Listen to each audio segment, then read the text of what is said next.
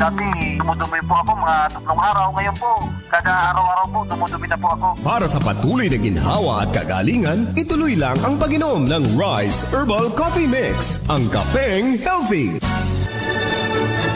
RPN Radio Philippines Network, Radyo Ronda, DWIZ Baguio, member kapisanan ng mga broadcaster ng Pilipinas. DWIZ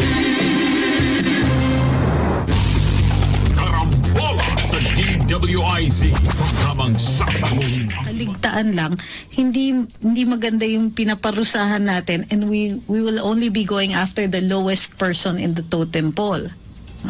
If this is systems-wide, kumbaga, then yes, we will punish, and the punishment will go to the COMELEC officers or officials themselves. Balikan Karambola, oras natin 8:33 ng umaga. This time check is brought to you by Petron. Fuel for everyone. Oras, hatid sa inyo ng NGCP. Karambola sa DWIZ.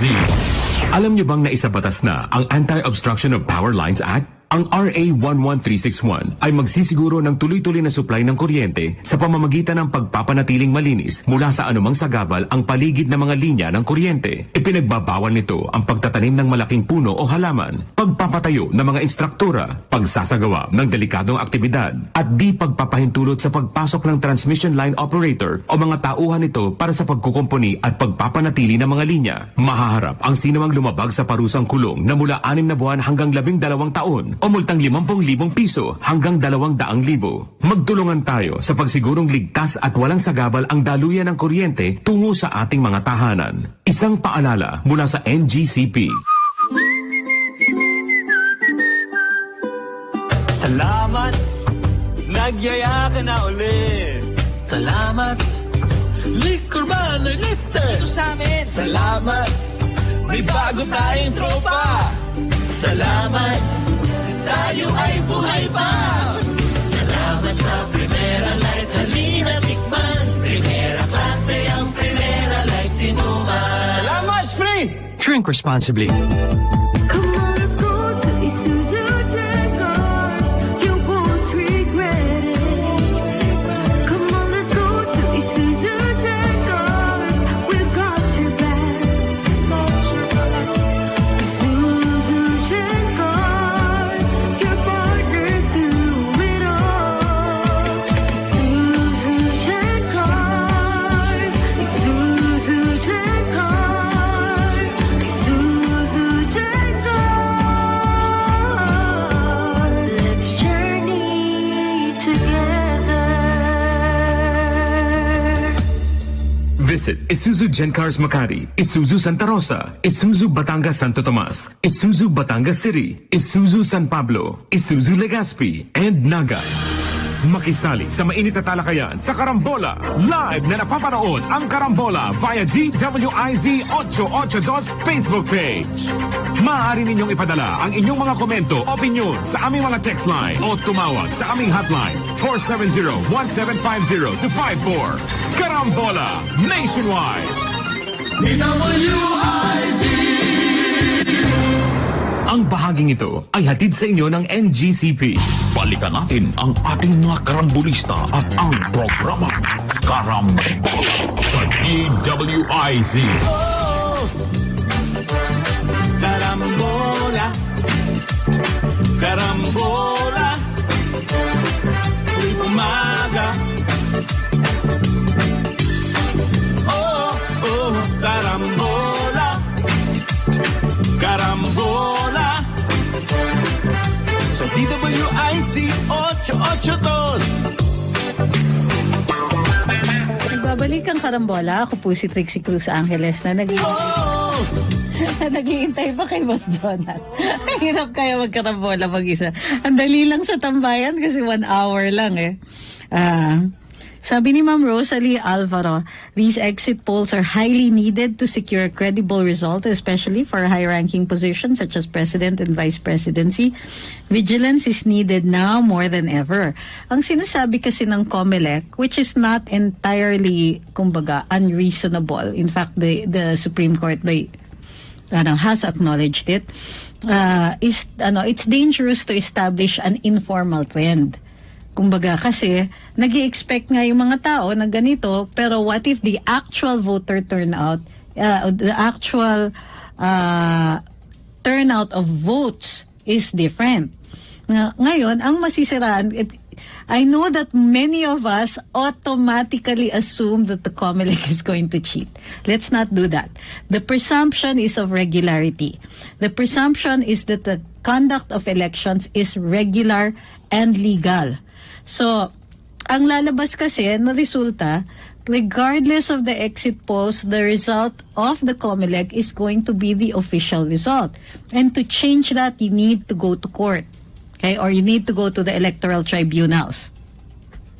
Now, it just makes for greater loss of confidence in the electoral system. Now, I know what you're going to say. Wala na ngang confidence. But here's the conundrum. Ito yung may mali, di ba? Is that we participate in it. The candidates participate in it, and by doing so, they admit of the regularity. Parang, kasi kung sasabihin mo, mandaraya naman kayo, pero sumasali kayo, that's a conflict in your logic. Kung sumasali kayo, you are not presuming that it is illegal or that they are cheating you already, because if they are, then you would stay away, or you should, in order to take a stand against it. So why? So yun yung those are conflicting ideas. So again, the COMELEC's results are deemed regular, they're deemed legal unless otherwise challenged. Ito ang official results. So ang sinasabi ng COMELEC, I'm just giving their side, guys, don't freak out. Okay. Ang sinasabi ng COMELEC, if a trend is established, and remember, there's no guarantee that what people are saying in the exit polls are true. Okay? Ang totoo yung may ebidensya nasa balota. Yung lumalabas na tao, nagsasabi na, binoto ko si ganito, could be pressure, could be jahe kasi I'm the only one voting for this candidate, and so on. Could be a lot of factors. So, what if it unnecessarily establishes a trend, lumabas yung totoo, magkaiba, ang laki ng difference. Kayo, i-assume ninyo that there has been cheating. But the law will assume that it is the COMELEC that is correct. Okay. So now what happens? Not just a loss of confidence in the electoral process, but a loss of confidence in our public officials, in our government officials. And this is the wrong that the COMELEC is supposedly trying to prevent. I just want you to understand why that is the rule. This is the logic behind the rule. Yung mga iba, di kaya sinasadyang ibigay yung pre-shaded or spoiled ballot to create news at pagdudahan yung election. There you go. That's another thing. Remember that magkaka-effect lang yung alleged pre-shading ballots if it can turn the tide of the elections. Kung isa lang ang nakita doon sa sa polling place, let's say, one person says, I found a pre-shaded ballot. Yun ang binigay sa akin. Will one person change the turnout of the election? Will one person change the winner of the election? If it doesn't, then we move on. We take note of it, pero we take note of it while we are watching if there are more coming out. If it's a single one, it can be chalked up to a mistake. If there are 20, it's not a mistake anymore. 30, 100, 200, and so on. Especially if the voting is close. But again, pag lumabas yung turnout at tapos yung results, we will take note of the pre-shaded ballots and see later on if it affects the outcome, the general outcome of the elections. In the meantime, we encourage more people to vote. Yung mga ganyan na balita, you're right. they cause a loss of confidence in the electoral process. What happens when people lose confidence in it? They will stay away. And if they stay away, it will be easier for the cheaters to come in. Ayun, sabi ni Remus Calpe, kaya sinisiraan ng COMELEC para maging null and void ang eleksyon. Yan ang pinakahuling barahan nila.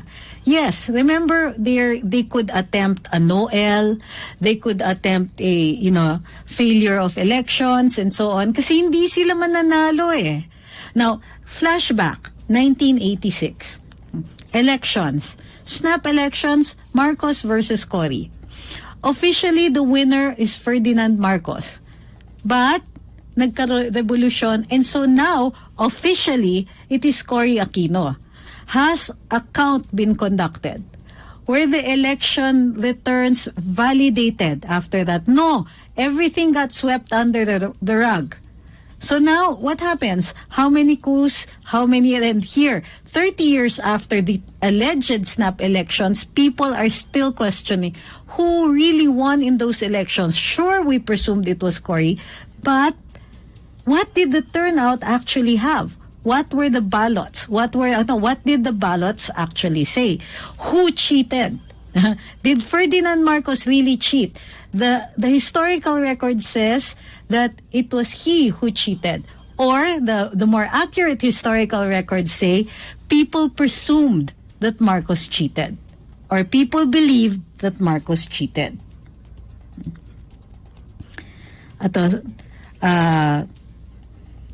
What could be the reason or reasons to declare failure of elections? Widespread violence, could be force majeure, etc. Any event that prevents people from going to the polls. Anong ingay ng mga pink at bias media? Shut up na kayo after elections dahil inidoro kayo sigurado. For now, sige tuloy lang kaartehan ninyo. Sabi ni Torotot. Okay. Well, for me kasi, okay lang maingay, but we don't ask each other to shut up. We take note of what they're saying, pwede nating kontrahin yon and pwede nating piliin kung saan natin sila kukontrahin. But we don't shut people up. That's the nature of free speech. Huwag tayong tumulad dun sa kanila na they keep trying to take down our Facebook account, social media accounts. Kakaloka yung mga ganyan.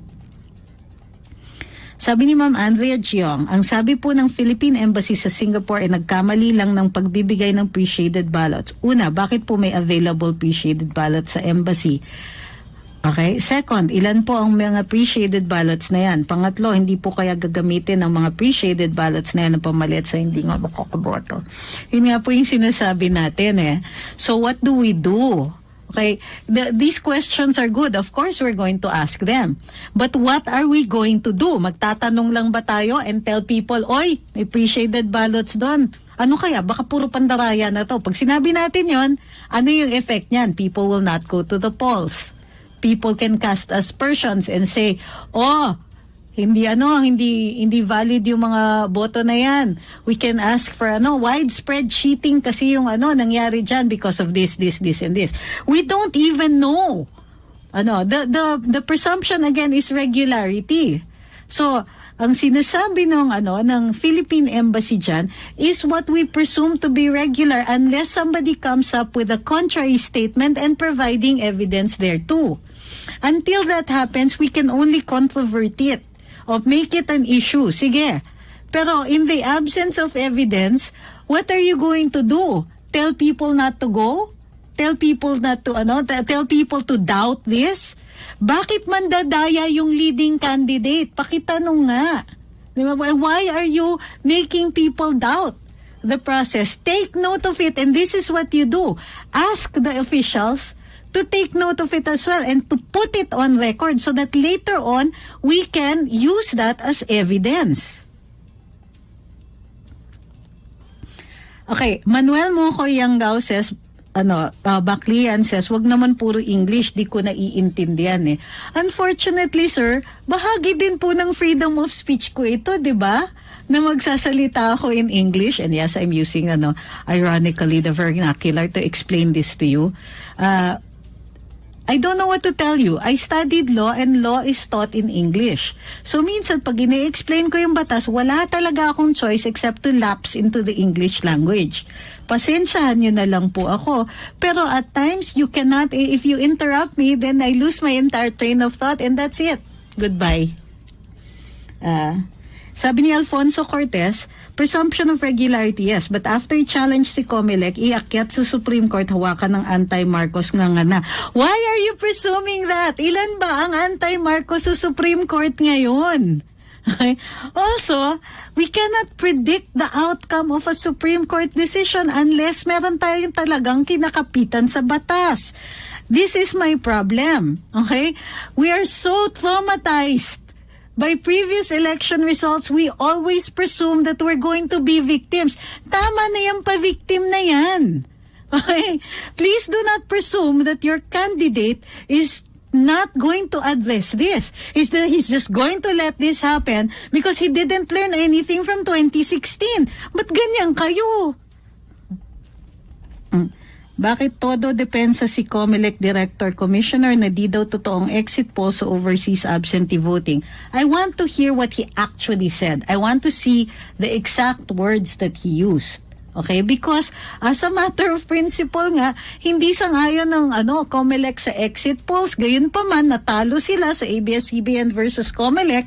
And so, they're compelled to comply with the Supreme Court's upholding of the validity of exit polls or the legality and constitutionality of exit polls.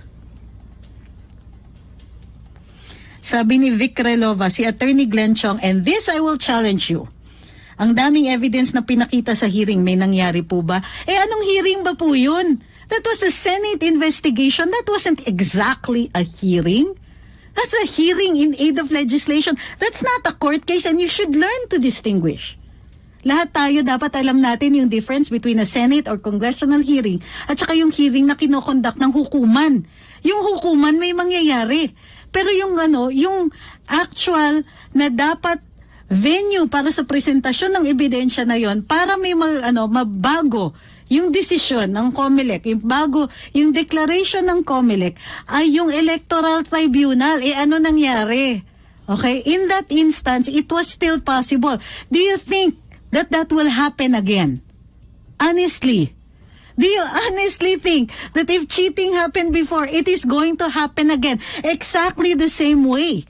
Huling-huli na I do not understand why the insistence on pessimism on this one. Ang laki po ng lead dun sa sa surveys, pero nagdududa pa rin kayo. Tinatanong ni August Trinidad, bakit po si Jamie Jimenez hindi matanggal sa Comelec? Very powerful. Hala, my mom says, take a deep breath. Okay. Very powerful. No, it's not about power. It's about, again, the regularity in the conduct of government business. Mr. Jimenez has security of tenure. Like any other, I'm not sure kung kung seso siya. Pero kung seso siya, it's really going to be difficult to remove him. It's not just a simple loss of confidence. You have to be removed for cause. Now, the question is, has any case been filed against him that has resulted in a finding that he should be removed from office? Unless that happens, then he's going to remain a director in the Comelec. Tinatanong ni Ma'am Rosalie Alvaro, what is the role of Andy Bautista during these election campaigns? This one, does he pose a threat? I don't think so. I don't think he has any access to the machinery in the conduct of elections or the machinery in the publications, in media or anything like that. Guys, yung mga nagsasabing wag high blood, only my mother can tell me that. Sana pwede magdala ng cheat sheets mga tao. I think you're allowed. Ang theory namin, dalawa ni Attorney Glenn Chong, is that you're allowed as long as it's in your own handwriting. Okay? And it's yours, kumbaga. And, don't, kumbaga, ang worry kasi ng Comelec with regard to cheat sheets are are that baka merong nagvo-vote buying dyan, binibigyan kayo ng cheat sheet, yan po ang gagamitin. But if you say that this is something that you wrote down yourself and that you need this as a memory aid, then you can justify it. Sabi ni Jingjing, pwede ba refrain from that kind of mentality? Sus Maria Josep, all you have to do is to vote your preferred candidate. Bakit ganyan kayo mag-isip? Super negative. Bumoto nga kayo. Why are you people so insistent on negativity? Just vote. I agree. Hindi ko mabasa the rest eh. The best way to counter cheating, sabi ni Jason Peras, is to go out and vote. Show them that we have the power as an electorate. Keep voting OFW HK and do exit surveys. Kasi para sa akin, until the COMELEC makes a statement, we will presume that it is all still legal. Smartmatic can only manipulate up to 5 million, sabi ni Fedelino Lomeda. Anything more than that is already obvious. Okay. Ay, di ba kahit sa PET hindi pinabuksan ni Leonen mga evidence? Tama po ba ako ng intindi? Actually, what happened, it wasn't Justice Leonen, it was Justice Kagiwa. Okay. In the first instance. And then in the second instance, when they were dealing with the third cause of action, hindi na rin niya pinayagan, which allowed for the presentation of what BBM had already gathered as evidence. Now, ang sinasabi nila is that the Supreme Court or the Presidential Electoral Tribunal is not a venue for accepting evidence. However, the Supreme Court can delegate the acceptance of evidence or the trial on evidence to a lower court, such as but not limited to the Court of Appeals. Sabi ni Arkitin, bawal din cellphone. Yes po, bawal po. So it's possible that ipatatabihan ng election board yung mga cellphones po ninyo. And yes, you should not or you are not allowed to take a picture of your ballot. Matindi pong pinagbabawal yon. If you do not want to be removed from the polling place, please do not attempt to do that. And John Ben Santos raises an excellent point. Huwag mag-paint ng duda sa eleksyon, ang tatamaan yan si BBM, which is correct, actually. We presume it is valid, but we gather evidence just in case.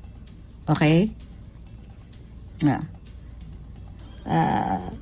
So in the meantime, okay, in the meantime, another election violation is exactly that. Yung pagkakalat ng balita that would cause a loss of confidence in the electoral processes.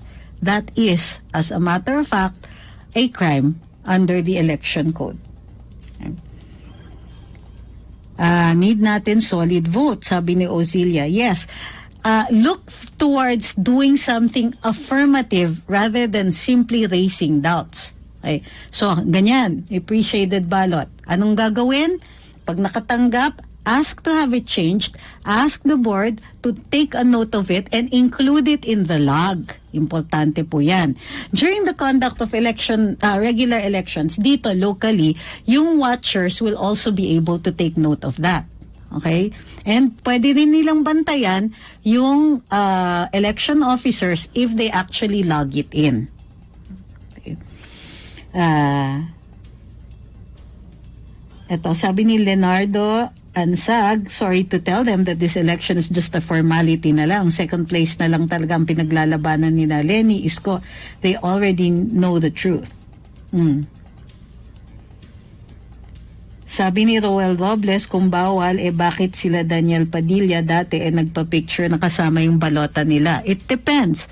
Was it an official ballot? Was it an advertisement? Was it a ballot? Were they in the process of voting? And were they inside the polling booths? Yung ganyan pong mga salita, again, parang masyadong jaded. We don't really want to encourage this because for the first time, there seems to be some measure of control on the part of the majority. Sama-sama lang tayo bumoto kay President BB Marcos at Vice President Sara Duterte, sabi ni Ma'am Lydia Raganit. God bless the Philippines, mabuhay ang Pilipino. Sabi ni Mark Billones, pwede po bang magsuot ng plain red shirt sa May 9? I don't see anything wrong pag plain yung shirt. Okay? Single color. Kapag yung campaign colors na kasi posibleng masita kayo eh. Pero plain red, plain green, I don't see any issue. Plain white, plain black, plain pink, whatever. Plain, maybe. Yes. However, please ito yung balita na dapat sinasabi natin sa iba, wag magsusuot ng campaign shirts, wag and to be safe, yung campaign colors na yung kunwari red and green, posibleng masita. Kung plain lang siya, even then, posibleng masita. Pero plain red, plain green, I do not see an issue with this one. Plain pink, pwede rin. Plain yellow, pwede po yun. Pero not campaign shirts. Tandaan, it is a crime to be electioneering. Ang electioneering, unlawful electioneering sa ating Omnibus Election Code means na bawal mag-campaign on the day of elections, and especially bawal ang nangangampanya passively or actively sa polling places. Ito, sabi ni Ma'am Halan, tama ba yun, ma'am ba kayo? Dito sa Taiwan, sabi ng iba, away nila na yung bumoto maglagay sa machine. Ayaw. Okay. Please note na yes, it is possible na hindi po kayo yung mag-feed sa voting machine. Bakit? Na not all the overseas polling places have a VCM right away or have enough VCMs. Kadalasan, isa lang yan. So kung iisa lang at ang dami-daming boboto, in all likelihood, ipapadrop box yung ballot ninyo at sila na po ang magsusubo sa VCM because it might take too long. Okay? And yes, that is allowed. Nakailang eleksyon na po na ito po ay pinapayagan. Because bail-in ballots or drop box ballots, hindi naman talaga kayo ang magsusubo. Now, in other instances also, like there are cases, in fact, where the VCM itself breaks down. So, sinisil dapat yung ballots and they will be counted once the VCM has either been replaced or has been has been repaired. Okay.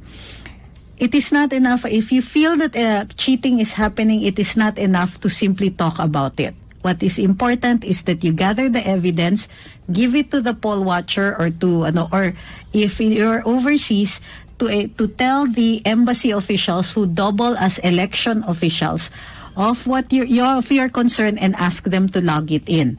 Make sure that they log it in. And you also take note of that. You can also execute an affidavit on the same day, so that swearing to the events of this particular instance, so that you have a record and it is notarized on the day of the election itself, so that you have a record that you made it of public record, public notice, that this is something that you have observed. This is gathering of evidence. Kasi nga, yung mga bashing na ganyan of the electoral process, again, meron po tayong batas about that. Pero we also have to be useful. Hindi enough na po pagdating election na nagsasalita lang tayo, nagdududa tayo, nagagalit tayo, unless we're going to do something about it. Now, I am assured by all camps that they are also being observant. Sila din, pinapanood nila, nagmamasid sila, naghahanda sila at handa ang kanilang mga abogado in instances kung saan makaka-observe na may mga anomalya dito sa halalan. Magbabalik ang karambola, oras natin, 9 o'clock ng umaga. Oras, hatid sa inyo ng NGCP. This time check is brought to you by Petron. Fuel for everyone. Karambola sa DWIZ. Ang bahaging ito ay hatid sa inyo ng NGCP.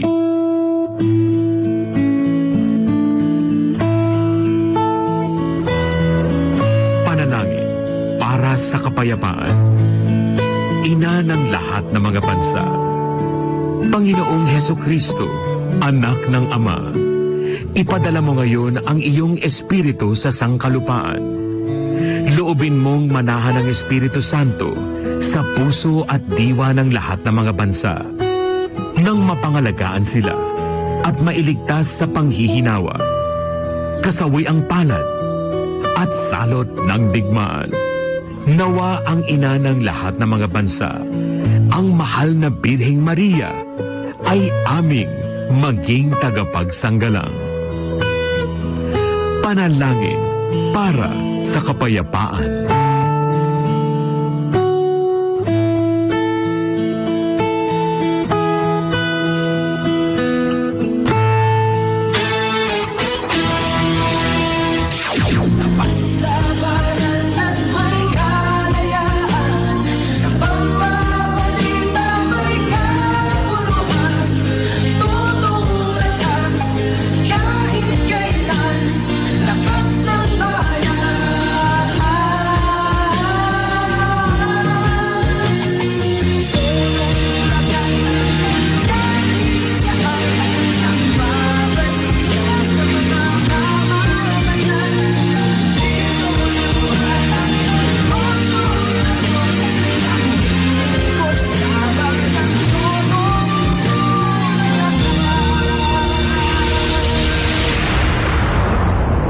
Alam niyo bang 4.26 lamang ng inyong buwanang bayad sa kuryente ang napupunta sa pagpapatakbo ng pambansang daluyan ng kuryente? Mula ng isa pribado ang Power Transmission Operations. Tuloy-tuloy na ang pagbaba ng transmission charges. Sa bawat pisong binabayad ninyo, 0.03 centavos lang ang napupunta sa NGCP. Upang panatilihing maayos at tuloy-tuloy ang daloy ng kuryente patungo sa inyong lugar at saan man sa bansa, sa ilalim ng NGCP, mas mababa ang singil, sigurado pa ang mahusay na serbisyo sa transmisyon ng kuryente. Ang abisong ito ay mula sa NGCP.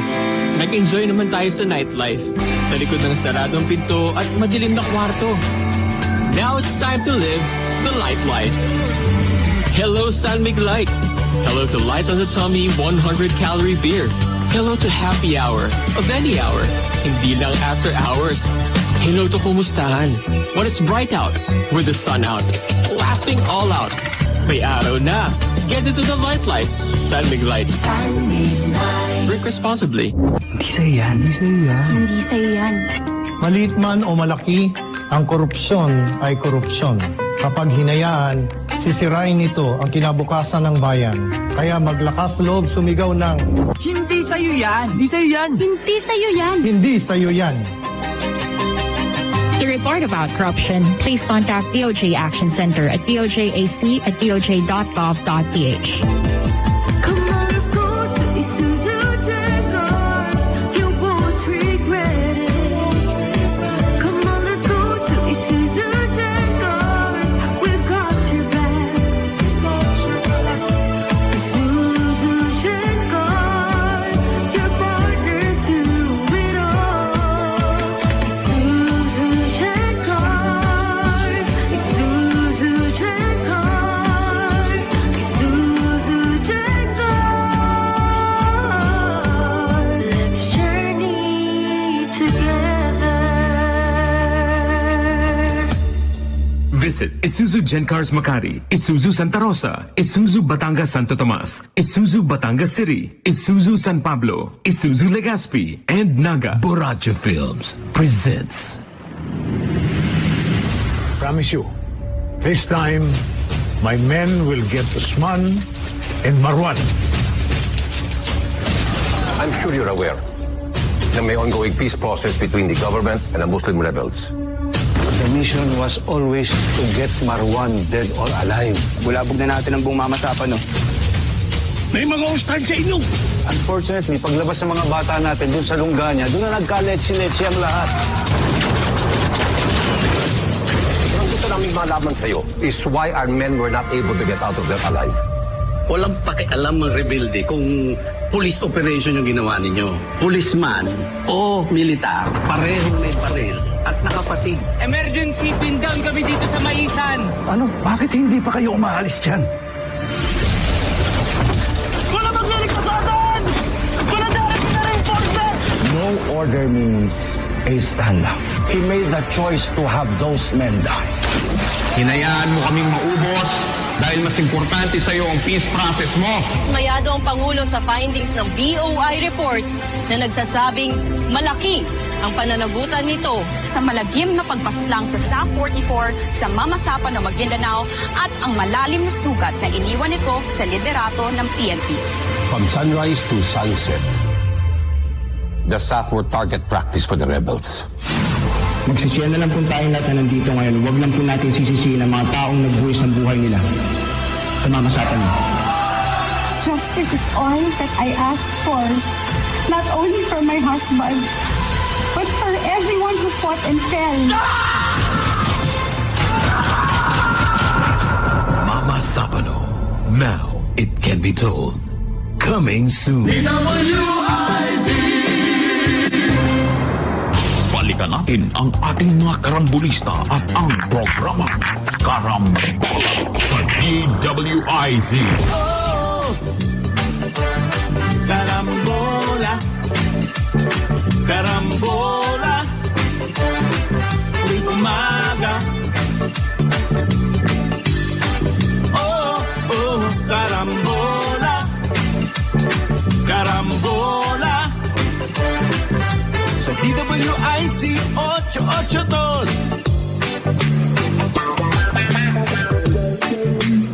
Nagbabalik ang karambola. Ako po si Trixie Cruz Angeles. Check mo nga pala. Nakailan na ako. Ako na yung nagkakamali. Ulit. Wow, welcome back to Karambola. Ako po si Trixie Cruz Angeles. Thank you. Okay. Check ko yung inyong mga mga katanungan. Kung mahanap ko. Alright. Starting with, sabi ni Sir Anastasio Dominguez, light side naman tayo, pakibati po ang apo ko, si Amaya, who is 4 years old. Dahil 4 years old ka today, babatiin kita. Happy birthday, Amaya. Okay. Next, si Constantino Castillo Magaway is challenging us and saying, kung ang Senate ay hindi kote, bakit nakakulong ang mga taga-Farmally? Tanong lang po. Okay. Itong phrase na, tanong lang po, usually hallmark ng troll yan eh. Yung akala nila, yung mga tipong, parang kunwari iniinsulto ka, pero sinasabi nila yung phrase na yun, para hindi magmukhang iniinsulto ka nila, pero actually insulto yan. Not sure if you got that. Pero, sige, tanong lang po. Ito, sagot lang po. Unang-una, by the power of contempt, nasa Constitution po yan. Hindi po naman lahat ng na sinasabi nga natin invalid yan. Kaya nga po galit na galit kami dun sa pagdidetain kay Lincoln Ong at saka kay Mohit Dargani na hanggang ngayon ay nakakulong pa rin. Kasi ang sinasabi ng Senado, it is in the exercise of the power of contempt. Yes, if the power of contempt is used as a coercive action to compel a certain behavior. O English yan ha. Kung ginagamit yung power of contempt para maipilit yung isang klaseng paggawain na legal naman within the power of the Senate to do so. Such as but not limited to. Pwede kang arestuhin para dalhin ka sa Senado para mag-testify. Kung hindi ka magtetestigo, sige, kulong ka. In the case of Lincoln Ong and Mohit Dargani, nag-testify po sila. Pero yung detention nila is a detention for punishment and no longer for the coercive behavior under the power of contempt. Therefore, kinakailangan niya ng hukuman. Kaya nga po pinoprotesta natin tuloy-tuloy at walang humpay ang pagkukulong kay Lincoln Ong at saka kay Mohit Dargani dahil ito ay hindi na in the exercise of the legislative power to compel certain testimony in aid of legislation. Okay? Happy na? Okay, next. Tinatanong ni Ma'am Lynn Cabrera, makakakuha pa kami ng receipt from the VCM so that we can compare sa list namin kung tamang nag-record. Yes, ma'am. Meron kayong receipt pero it's only for purposes of checking kung tama po yung pagbasa ng VCM. Kung mali, you have to call the attention of the election board and then after that, pagtapos na yung issue na record na and everything or tama, ihuhulog nyo po dun sa drop box that is provided for you. Pero yes, you can see. Si Ma'am Fair, sabi niya, I'm a dual citizen that lives in Edmonton, Alberta. Kamusta po kayo dyan? But until now, I haven't received my mailing ballot. Di ba ako mababahala? During Tatay Digong's time, I received it on time. What to do in order to follow up? You'll have to send an email to the embassy or consulate that sends you the ballots. Tanungin nyo kung bakit may delay kasi sabihin niyo historically you have received it on time. And yes, it is perfectly fine to keep emailing them until you get a response and a reasonable a reason why this hasn't been received yet, because you are required to mail in your ballot so that it is received by May 9. Okay. Next, out of topic, sabi ni Sam James, do you drink black coffee, instant or brewed? For me, instant coffee is not actually coffee. It's this, it's bizarro coffee, but coffee is brewed, and I drink it usually black with stevia. So, yes, that's coffee for me. Sometimes meron po creamer. Hopefully, if there's any. Uy, salamat kay Jason Beslig sa pagpadala niya dun sa super chat. Sabi niya, really enjoy your podcast on your own time. And of course, you're greatly appreciated here in Karambola. Thank you. You're welcome po. Sabi ni Joseph Tribiani, magandang umaga, wag pong pabati sa isang karambolista na si Jute Baluyot na nagdiwang ng arawan kahapon Abril, 11 ng Abril. Sana tama yung pag-pronounce ko po ng pangalan ninyo, Jute Baluyot, ng belated happy birthday.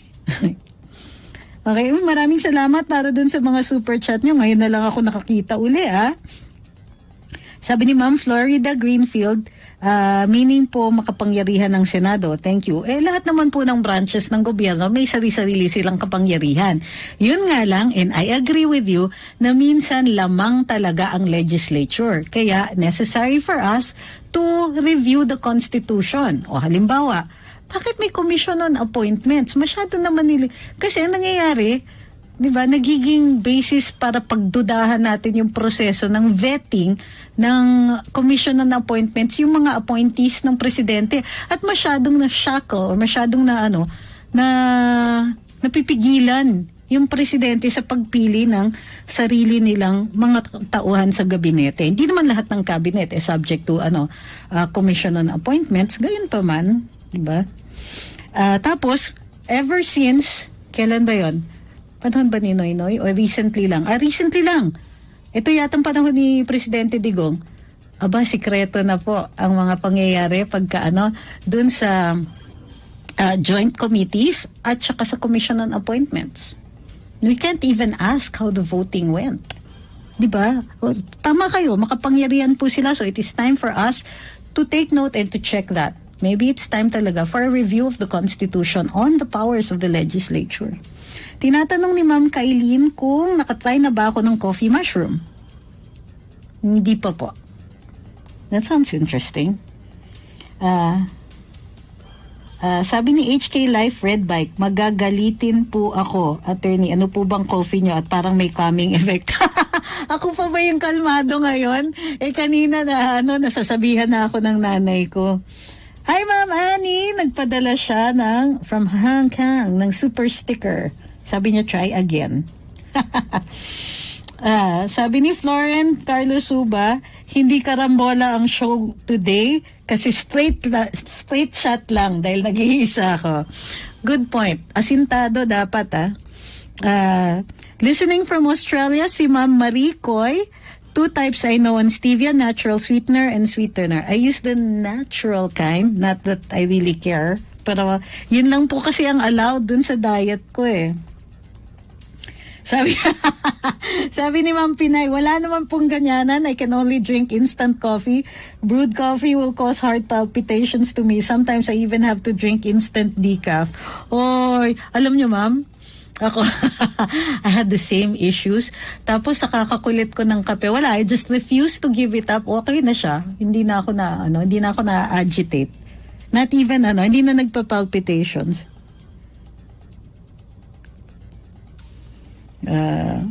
Ito, may pinapagalitan ako ni Verhel Marty Ferdinand. Bakit mo pinapagalitan, Attorney Trix, yung mga commenters na di mo gusto sinasabi? Paliwanagan mo lang ng maayos o kaya wag mo na lang pansinin.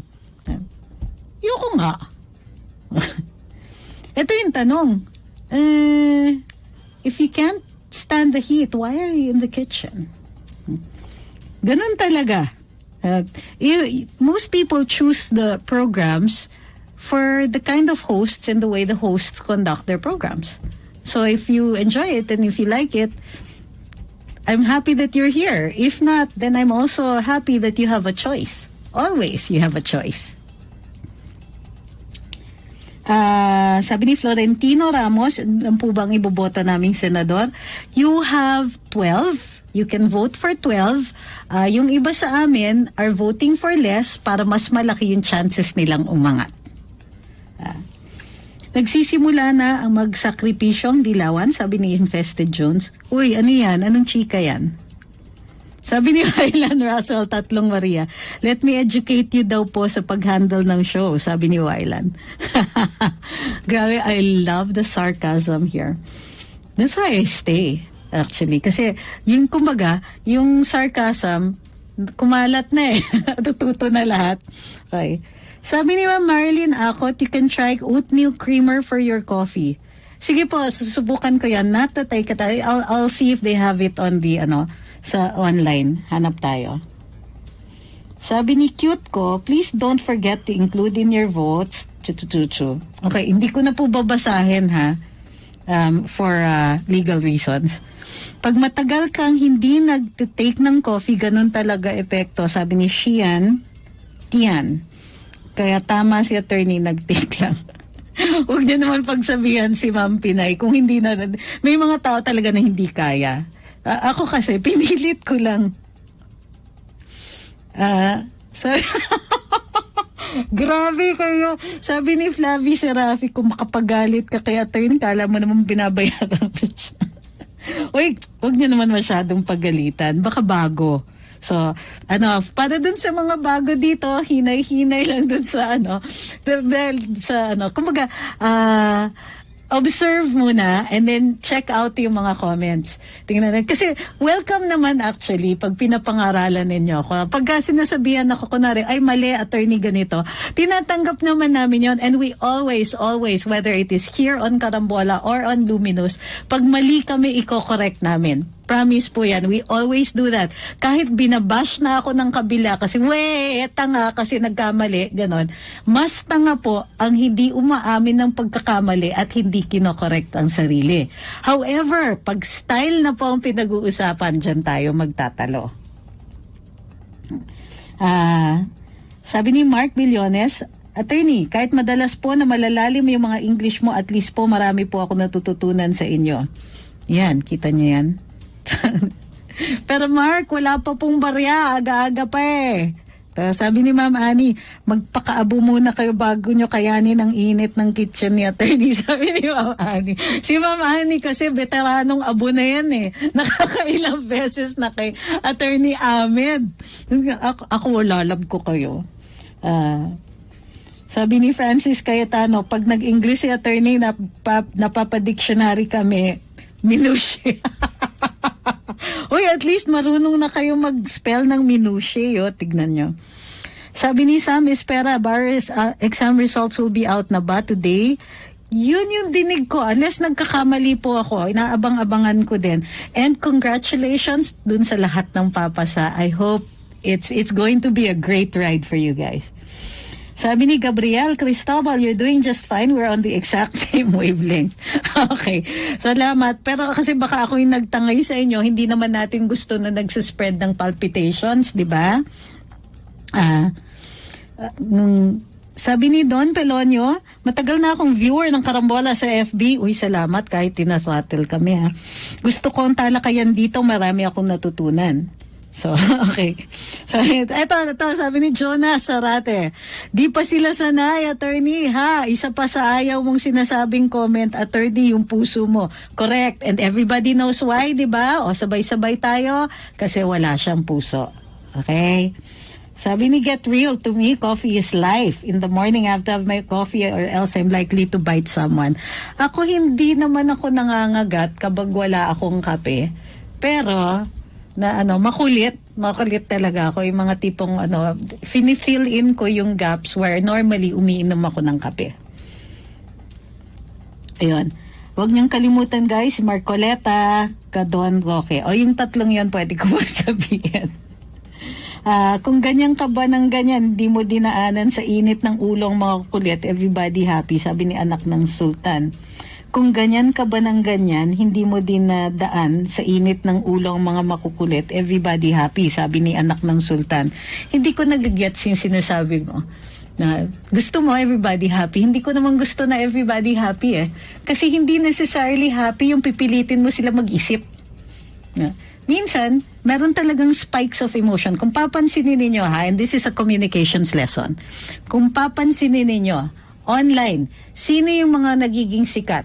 People who spike their posts with emotion. Sometimes the emotion is caused by humor. Biglang natatawa, yung sobrang hagalpak, they want more. Okay, may high yung pagtatawa. Yung iba, yung galit, spikes of emotion. So yung makikita nyo, minsan, nagmumura lang. Ang dami-daming followers. Minsan, jowa-jowa lang dyan sa YouTube. Daming followers. It's not necessarily about thinking sometimes So in order for some people to get what you are thinking, you have to spike it. Sometimes it's with emotion. So, yeah. Sometimes it's necessary para bumaon sa isip ng ibang tao.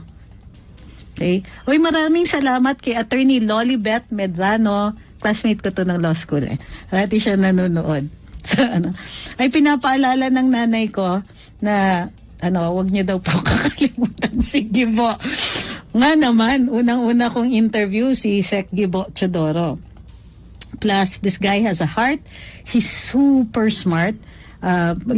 Yung capability niya plus yung kanyang expertise is in areas of law that most people will not be able to discuss without causing brain bleeds all over. But it is necessary na makapaglagay tayo sa Senado ng mga taong nakakaintindi ng pasikot-sikot ng batas na bihirang napapag-aralan o bihirang na i-discuss in public. So, posible marami po nagko-practice ng corporate law, pero kukunti lang ni nadadala natin sa Senado para i-review at tignan kung hindi ba tayo nalalamangan na or kailangan na ng tulong ang ating mga negosyante. Sabi ni Red B. Vien, is it true na dapat daw si Tito Sen ang gustong vice ni Lenny instead of Kiko? Laglagan na ba? Hehe, kaya ba nag-iyakan na sila ni Shawi? Oy, chismis yan. Pero wala akong balita na ganon. Ang alam ko lang, kasi kung kailangan nila i-push yung mas mga sikat, yung mga mas may possibility na manalo. So, di ba may panawagan? Nagre-react na si Senator Lacson. Sabi ni Senator Lacson, unethical naman yon. Maganda yung panawagan na mag-unite yung opposition. Pero, yung panawagan na mag-unite ang opposition in favor of Lenny, tapos kampo ni Lenny o si Lenny mismo ang nagsasabi, sabi niya medyo ick yun. That's not his exact words, but that's my translation of it. Na parang, di ba, dapat among themselves mag-decide sila, o kaya intayin ni Madam na nanggaling dun sa ibang mga kandidato. Na ma'am, o sige, mukhang kayo most likely. Sanib puwersa na lang tayo, hingi na lang akong posisyon pag nanalo kayo. Yung mga ganon. Pero, so tuloy, si Senator Lacson will not join the calls to unite the opposition. So gayon din po, it's not just for presidential, pati po for vice presidential. Tinatanong ni Sir Flavi kung si Sec Piñol ba mai-interview nyo uli. Siguro, pwede kong tanungin kung gusto niyo yung second round kay Sec Manny. Sabi ni Jess Guevara, who should be responsible sa kulang na machines sa HK? Ang tagal ng preparation pero palpak pa rin. Di kaya kasi inuna ni Jimenez kontrata sa Rappler. Guys, you're giving him too much power or masyado nyo namang iniisip na sobrang powerful ni Spock Jimenez, no? Yung day-to-day at saka yung mga ganyan activities, hindi po dun sa Spocks. Sa operations po yan. And an oversight po niyan will be the commissioners. So ultimately, it's the commissioners at saka yung kung may executive director, the executive director who carries out the policy, the policies laid down by the COMELEC board. So, hintayin po natin. And tingin ko dyan, it's whoever is the chief executive officer or the person in charge of operations, yun po ang responsible for that. Loyal and avid fans, sabi ni Ate Kusmat, loyal avid fans of Karambola FB since 2016 and Luminous by Trixie Cruz Angeles and Ahmed Paglianao. We gain knowledge about your direct opinions in legal ways and giving a right critical thinking about the issue. At Nonoy Murillo, tinatanong niya yung comment natin on the scandal, alleged scandal. We already commented earlier in the show at sinasabi natin, deadmahin po natin yan. It's not the kind of issue that we should be discussing because it violates privacy. And it is not something that we should encourage other people to comment on. Also, hindi maliwanag dito who is manipulating whom if there is in fact manipulation going on. Kasi this could have been pakana by any of the parties. Diba? Let's say yung mga kalaban ni Madam Lenny, pwedeng pakulo nila yan. Not necessarily, ang daming kalaban ni Madam Lenny, hindi lang tayo. Tapos on the other hand, pwede rin pakulo ng kampo ni na Madam Lenny to make it look like ang sama-sama ng ibang kampo and so on. We have no evidence either way. So, in the absence of any clear finding yet or any clear reason to suspect anybody, deadma on the issue until it is resolved. Sabi ni Duquesa, tama ka, gaya ng sinabi ni Jordan Peterson, to be able to think, you have to risk being offensive. Yes. Sabi ni Ma'am Beatrice, sorry na big letter sa capitals. Ay nako, kasi sinabi ni Ma'am Beatrice, binoto daw niya po si Manny Piñol, pero inadvertent yung paggamit niya ng all caps. Sabi ni Arms Mercado, kaka-announce na kumpleto na ang 10 windows ng botohan dito sa HK. Yay! When Greco Bellica was interviewed at SMNI, sabi ni Get Real, he denied that he's anti-BBM. He claimed it was a nasty rumor perpetuated by one of his detractors. What's your opinion po? His family has always been pro-BBM and actually pro-Marcos because yung father niya sinagip nga ni former President Marcos. So yeah, I believe him. I even asked him that. And kinwento niya na yun nga yung sa father niya. Now, he has had to be politic about declaring that. Siyempre, at the time na he was still with the government and still part of the administration, kailangan maghinay-hinay siya dun sa mga declarations na ganon. Unang-una, bawal nga yung mamumulitika ka, lalo na in a particularly sensitive position. So yeah.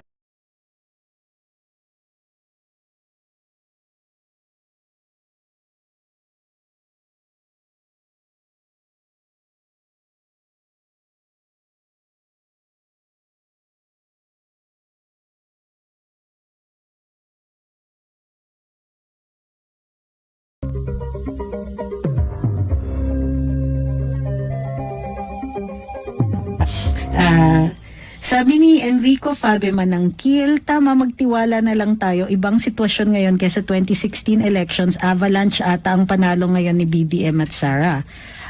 Well, hindi na, ganito yan, no? We presume regularity. Pero pag may suspicions tayo, gather evidence. That is going to ensure that if anything bad happens, handa tayo. And it's already on record. Sabi ni Chito Valdewesa, yes, second round kay Manny Piñol. Hopefully, mahalaga po ang agrikultura, ang talakayan, and more. Belhica is a member of the cabal po that DOF Secretary is leader. Tinatanong ni Ma'am Yolanda, no ma'am. No ma'am. Cabinet po yung alleged cabal. Okay? Pwede po bang ma-rain check ako, sabi ni Jao the Mango.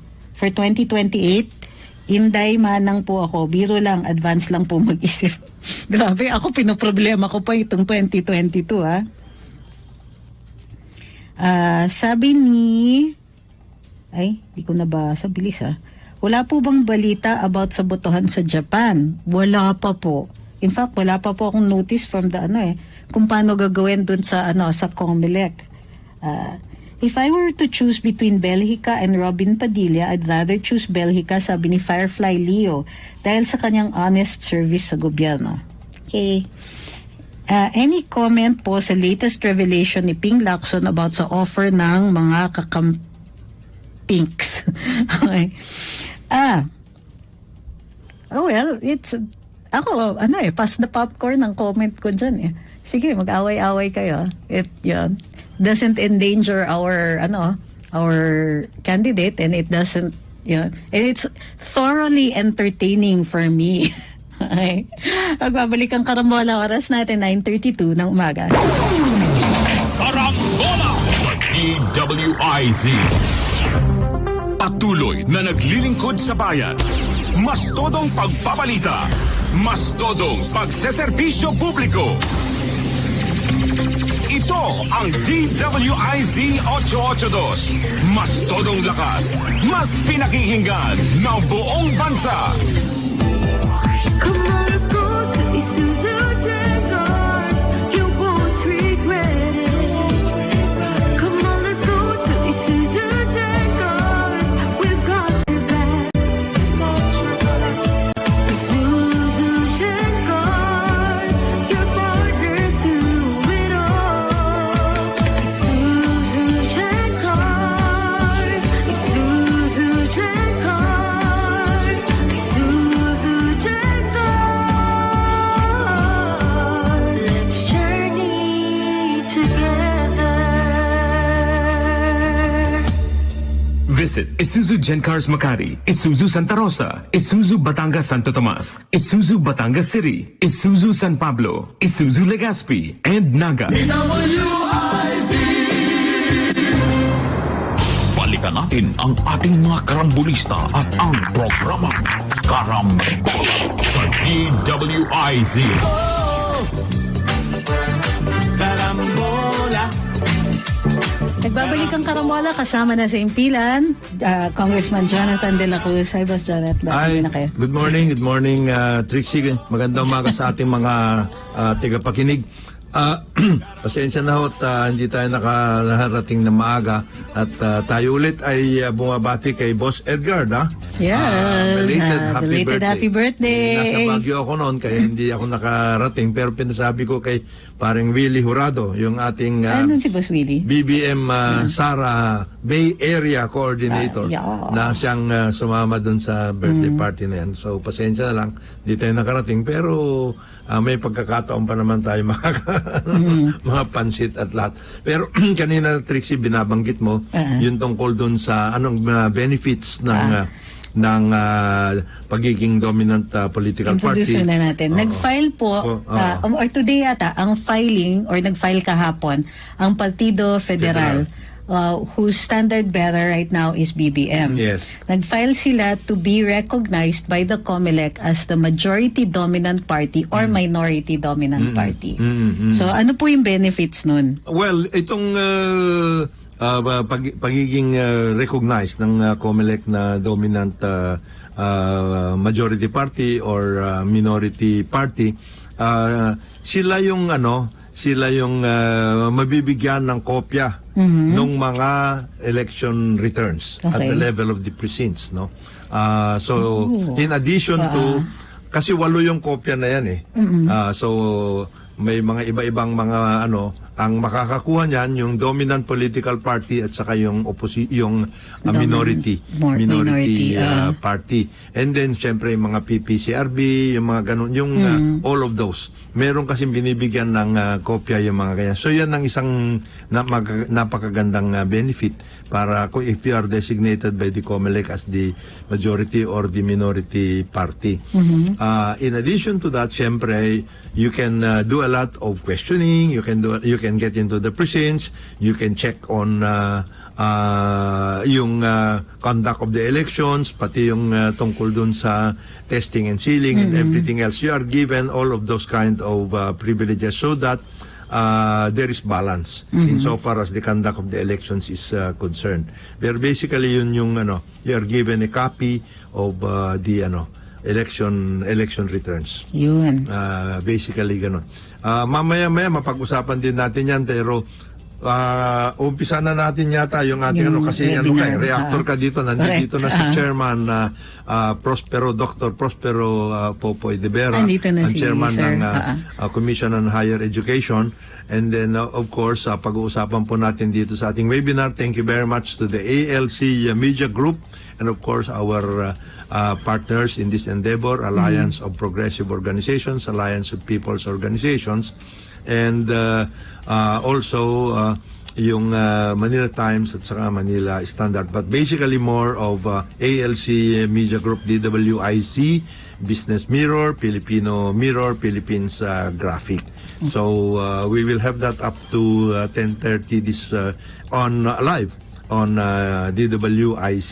Ang isa po sa mga reactor napaka-importante po dito ay si Attorney Trixie Cruz Angeles, because ang pag-uusapan po natin matindi dito is how have we been able to handle our legacies in terms of culture and the arts, and of course the educational system, ano mga naging problema at up to na nagiging problema dito sa ating educational system. So I will go to the to the webinar, and then please Trixie, susunod po ako. hindi lang yun. We will have to request you to react. Yes po. Paano na? We'll just close up here. Okay, bago tayo magtapos dito, we'll just tackle two questions that I think is important. Sabi ni Miko Nichiwa TV, so TP is lying with a particular Viber group he's in with Belgica, I'm confused. Guys, number one, hindi nyo kami mapapag-away ni TP and hindi po nakakatulong yung ganyang klaseng intrigahan. Well, first of all, it might just be a difference in the level of information. So it's possible that I have less information than he does, or maybe he has different information than I do. It does not necessarily mean that we are directly contravening each other or that our opinions contravene each other. It's just that we're different. It's just a difference either of opinion or in the facts that we are capable of having, or the facts that we have at a certain time. So just take it as it is. He says something. We know that TP vets his information. So take it as it is, whatever way you want to take it. But for me, based on what I know, ito yung I know that the Belgica family have been pro-Marcos. I know that Com Belgica had done all he could within the limitations of his power in the commission that he was the head, of which he was head.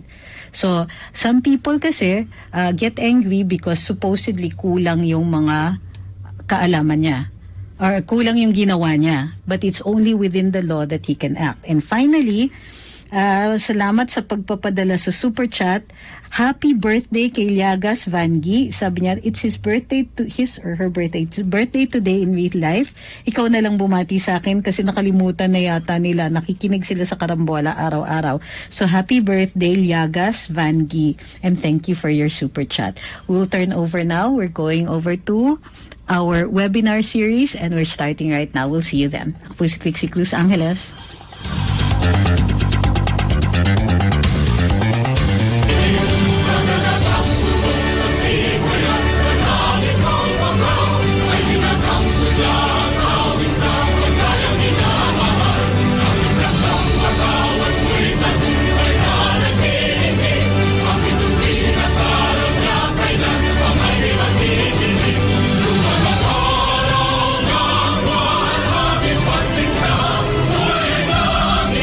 So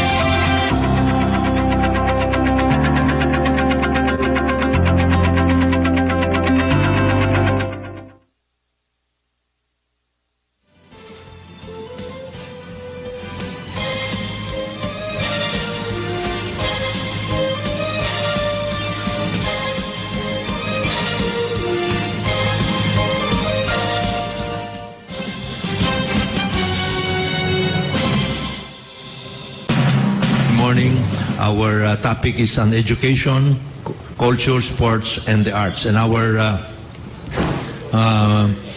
presenter will be Dr. Prospero De Vera, our respected education expert, the chairman of the Commission on Higher Education, very good friend of the educational sector, and of course the principal developer of a number of initiatives as far as education, culture, and the arts is concerned. My name is Jonathan De La Cruz. I will be your moderator for this morning's session. Our principal reactors to Dr. De Vera's presentation will be Dr. Benjamin Chipi Espiritu, who is with us on Zoom coming from Mindoro. Dr. Espiritu was formerly the chairman of the Board of Trustees of the Pamantasan ng Lungsod ng Maynila.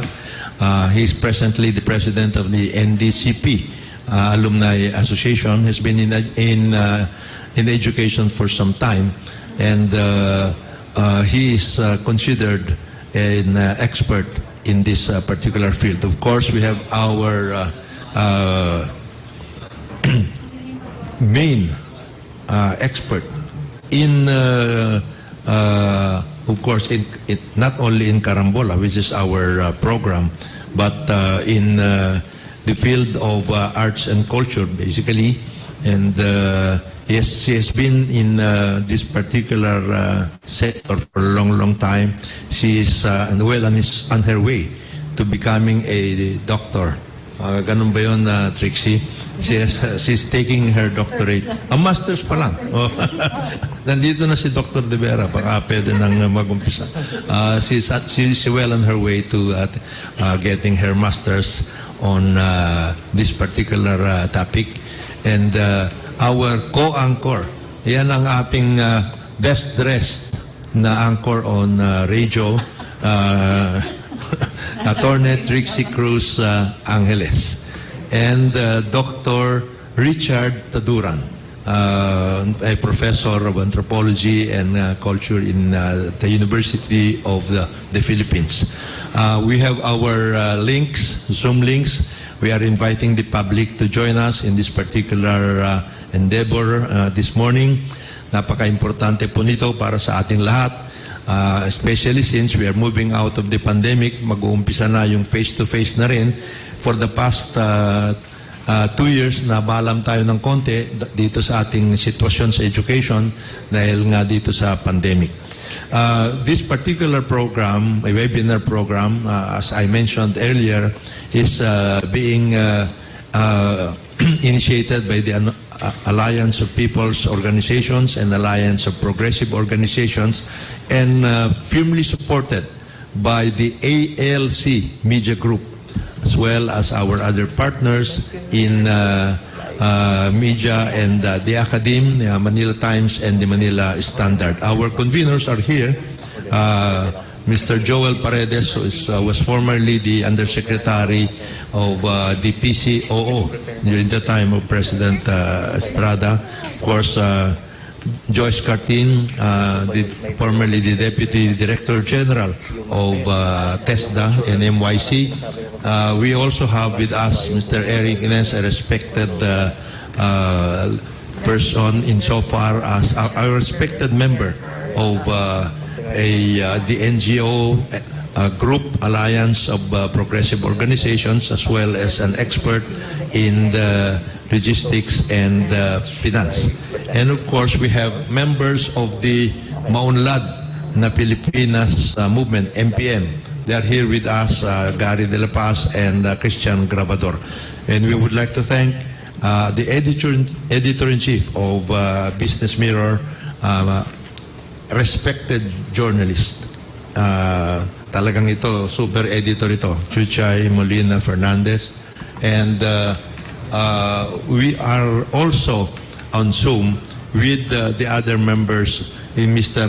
Rol Estabilio, the publisher of Manila Standard, and of course, our friends from Manila Times. So, without much ado, nais na po natin umpisa nito. Napaka-importanting topic po nito. We are now inviting Dr. De Vera to make his presentation. Thank you. Thank you very much, Jonat. I have a short presentation of several slides just to emphasize, I think, the most important points that should be talked about, no?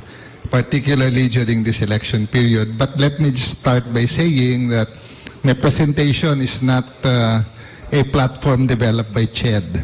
This is purely my own thoughts as an educator for close to 4 decades already, as Vice President of UP before, and also my experience in CHED. No? CHED has no official position on the issues. We have not discussed it in the Commission and Bank. So these are some of my thoughts. No? So can you put the slides now? Okay. I put the title, "Di Kalidad at Makabuluhang Edukasyon para kay Juan de la Cruz," and I selected 7 points that can trigger the discussions. No? These are, of course, not exclusive. There are so many issues in education, but I picked what I thought would be important, particularly during this election period. And I hope that the candidates can pick up and state their position on these issues, because many of these have implications on the next administration, on whether they will pursue, improve, or forget about some of these initiatives. So the first one, can you move the slide, please? I go below. Yeah. Okay, first one. No? On basic education, I think the most important issue that will face the next administration is really to do a comprehensive review of the K-12 program. This was started under the Aquino administration, implemented under the Duterte administration. And there is already enough data to start reviewing it, particularly in terms of determining whether the policy objectives of the K-12 program, which is to make sure the students are ready for university education and also can get employed, are being met. Part of this is really issues that are continuing even before K-12 but are still there, like classroom shortages, for example, learning materials, and critical resources in education to produce what we call the 21st century K-12 graduates. No? Overall, the need really is to look at how or what reforms are needed to continue to increase participation rate,